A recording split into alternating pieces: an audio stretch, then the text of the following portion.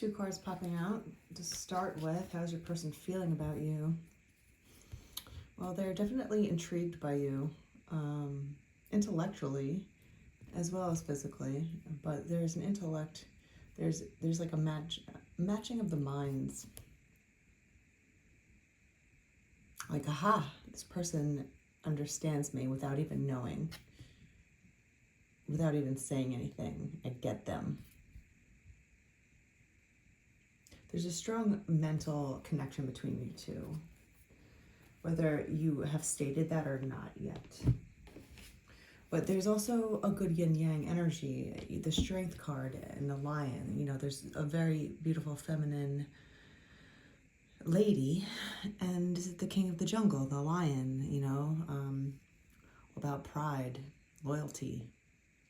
And they both exhibit strength in different ways. But it's about fulfilling each other's, I don't know what the right word would be, but the lion can't be good at everything, let's say, right? So whatever good the lion does and whatever he's good at, there will be some shortcomings, there will be some failures or things that he cannot do. And this is when the feminine comes into play and matches his energy, but in an opposite way, which is complementary.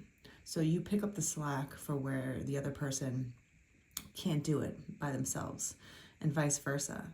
There's an overcoming of obstacles this way because 2 heads are better than 1, especially when there's 2 people that work well together. That's really the key here, 2:02 on the clock. It's about forging your strengths together to create one very strong sword.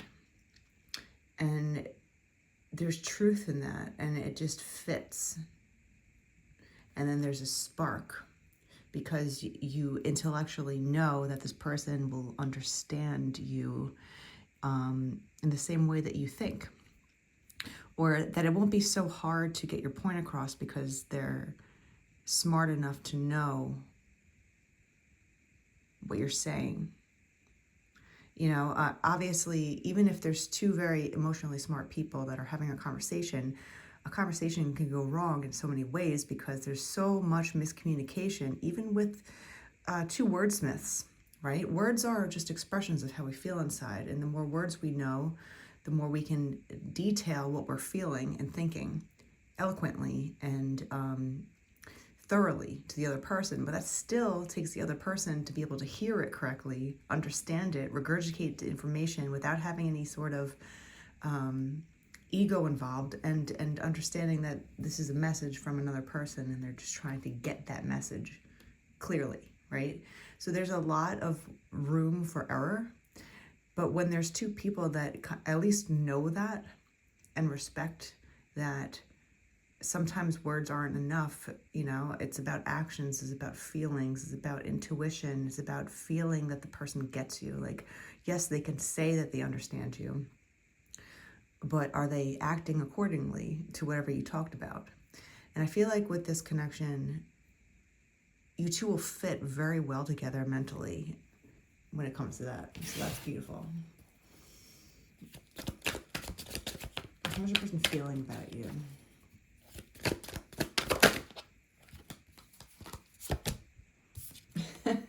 Well, they're obsessed, I guess. They're a little obsessed with you at the moment. So that's fun. If you're into this person, which you're obviously hearing this message, you're into them. So they're into you. To say it lightly.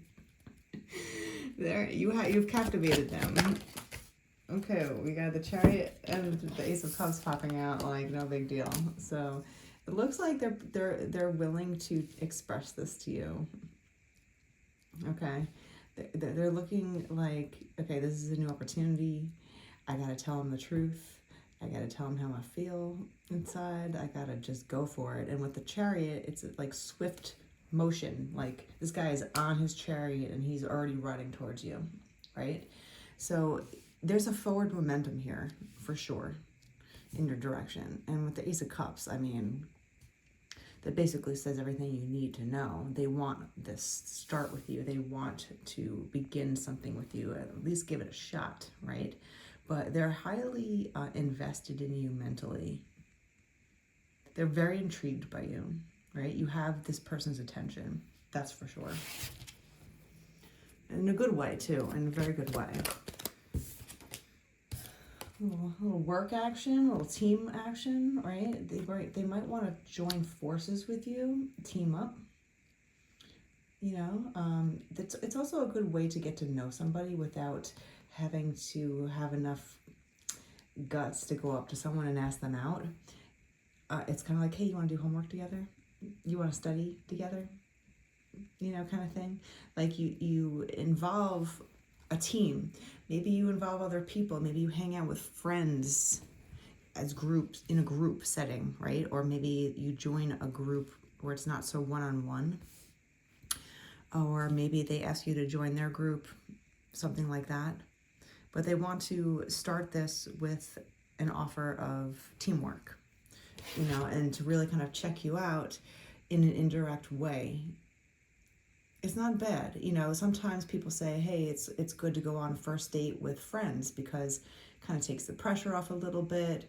You know, you get to see how they interact with their peers, their friends, who their friends are.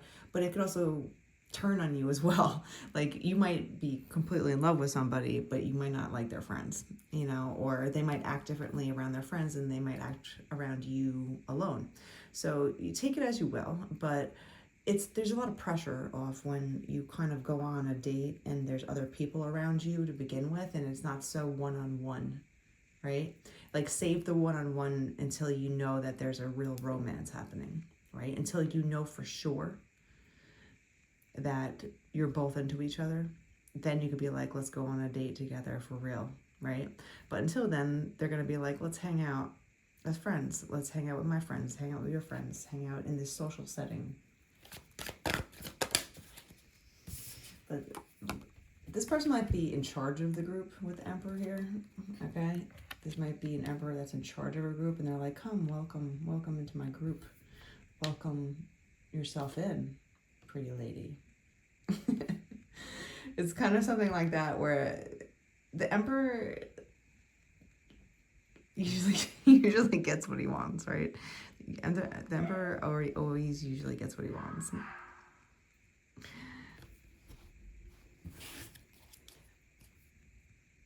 But they're still playing it cool. They're still playing it chill, right? Wheel of Fortune. This person has high hopes for you. They want to see the wheel go round with you. Like, they want to see you in every sort of position in life. You know what I mean? Like, they want to see you as the home buddy. They want to see you as the person going out and partying. They want to see you as that romantic date. They want to see you as the friend that you can laugh with and like cry with and the whole shebang, right? This person is looking at you and seeing the end with you in a good way. It's a 10, you know, it's the number 10. So it signifies a good, fortunate ending. So they're looking at you in a really, really good way. Like, here's the beginning and the end, right? So they're looking at you in a way that really, like, is kind of like the whole picture. They're looking at the whole picture with you, and they like what they see, and they kind of are enamored by it already without even really knowing for sure. They just know. It's like some of those people that, you know, they first meet each other and they're like, I just know that he's my husband. I know. That's it. You know, or I saw her and I knew immediately when I met her that she was going to be my wife. You know, like, you hear that from people and you're just like, yeah, you know, that's Hollywood for you, you know, but sometimes you just know. And I feel like the older that you get, not to be ageist, but the older that you get, the more experiences you go through, and the more that you could decipher what's really good for you, what's not good for you quicker, right? When we're younger, we meddle in our problems more because we're unsure of what to do, and we don't have the experience backed up to know, like, okay, well, if I do this, then this will happen after, blah, blah, blah. So you kind of just like play in the puddles a little bit longer than you should. But as an adult, you know, if you are a little bit older and you meet someone and you just know, and that's it.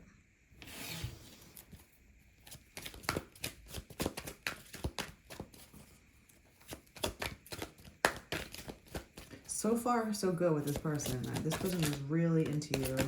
There's, unless what pops up, the sun. So, I mean, I don't have to say it. The cards are the sun. You are making them feel warm inside, right? You're making them feel ecstatic. I'm feeling like giddy. Almost like when you ever have a laughing fit?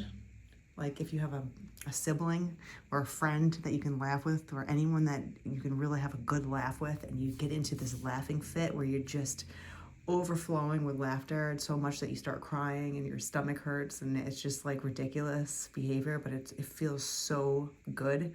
Like you just feel like you just laughed a boulder off of your shoulders kind of feeling. That's what this person is starting to feel like with you. Like they just know that you are a bright, sunny force, right? Like you're gonna bring a lot of sunshine into this person's life and make them really happy. Or they feel like you will. Like this is, you know, how they feel about you. So they're really feeling that you could be the one, you know, the one that is really gonna like brighten up their days. Just make them like walk around like whistling, you know, where people are like, what the hell's wrong with this guy, you know? They feel like they could just be like ridiculous with you. They could be immature with you in a fun way. You know, you can act like kids basically, and just have fun. You know, having that childlike behavior, but also being smart enough and wise enough to know when to be mature and playful, and with, you know, wise enough to know when to just let loose and have fun.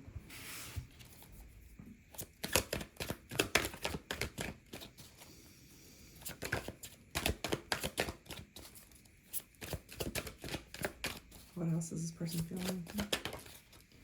Page of Wands. So, okay, they're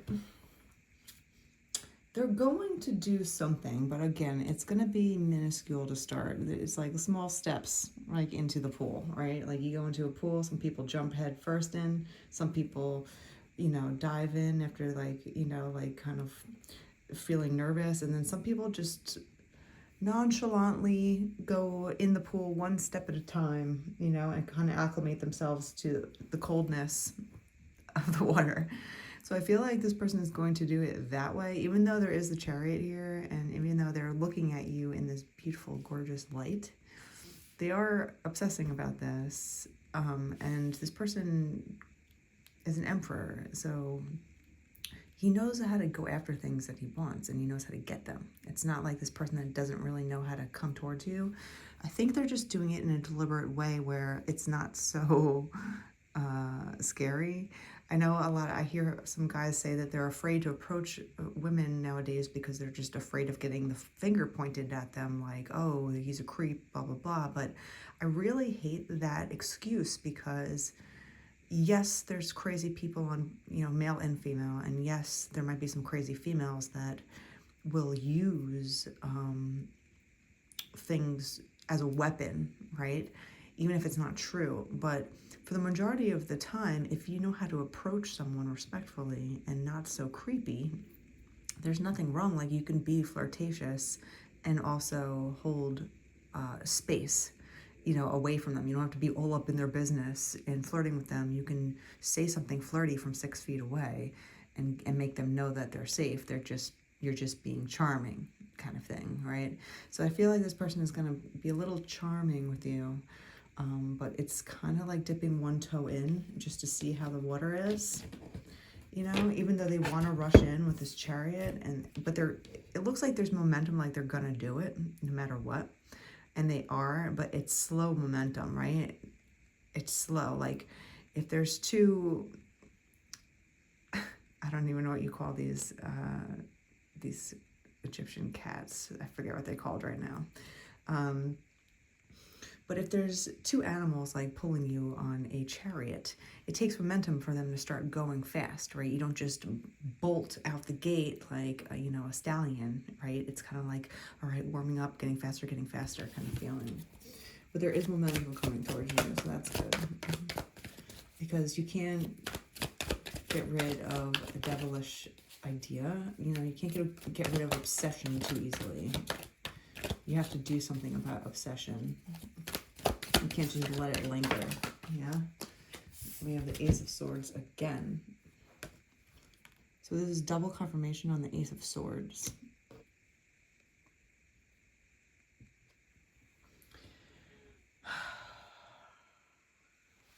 They might just want to tell you the truth, just matter-of-factly, yeah? Instead of like beating around the bush, flirting with you, playing these little cat and mouse games, they might just blurt it out. Ace of Swords is about truth, right? Saying the truth, saying something out loud that hasn't been said. So they might just come at you like that and be matter of fact, since this person is an emperor. They might just be like, yeah, you know what? I like you. Now what are you going to do about it? And it will be cute, where you won't feel like you have to run.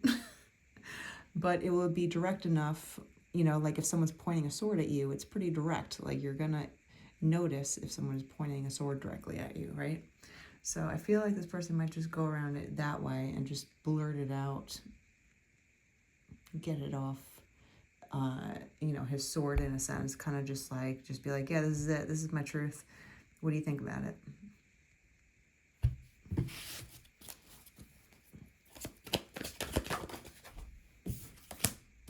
Justice will be served in time.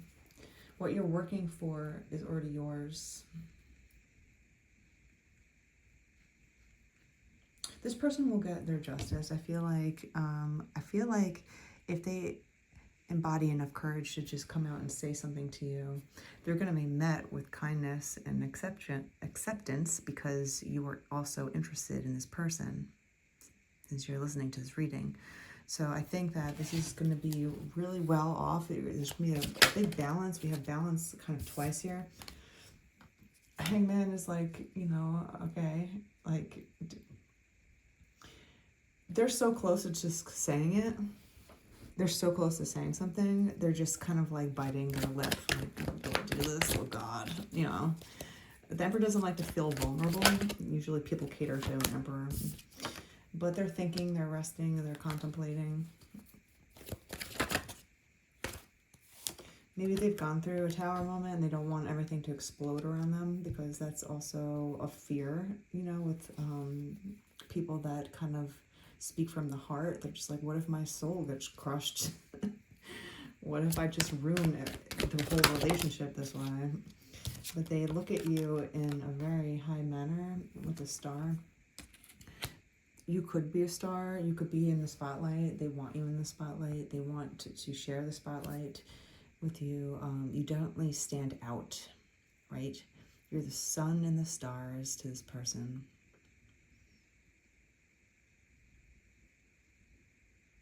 I think that's why they're feeling a little weak in the knees, like, because they're just like, okay, well, I have a good thing here. Do I just go for it? Do I just say what's on my mind? Or do I just keep this casual and we just stay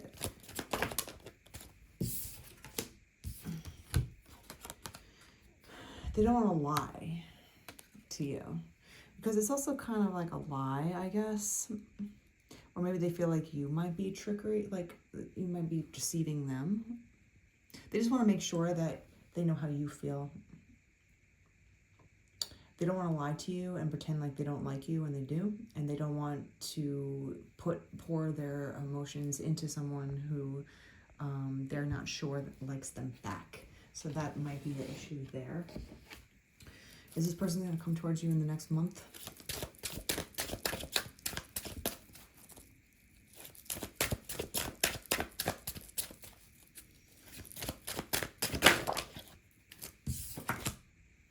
Oh yeah, with enthusiasm nonetheless. So we have the Ten of Wands. So that means like You're overburdened, you're overloaded, you're stressing out. You know, like this person has probably been thinking about this for quite some time with the devil here, right?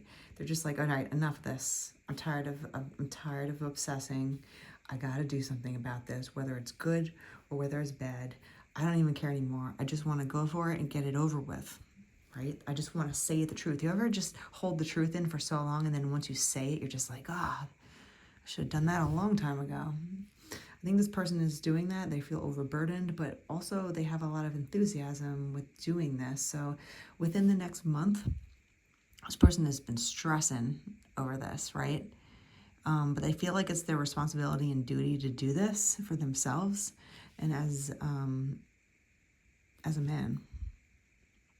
So it's not a complete guarantee that this person will come to you, but I'm going to say that this person is really, really close to just blurting out what's going on.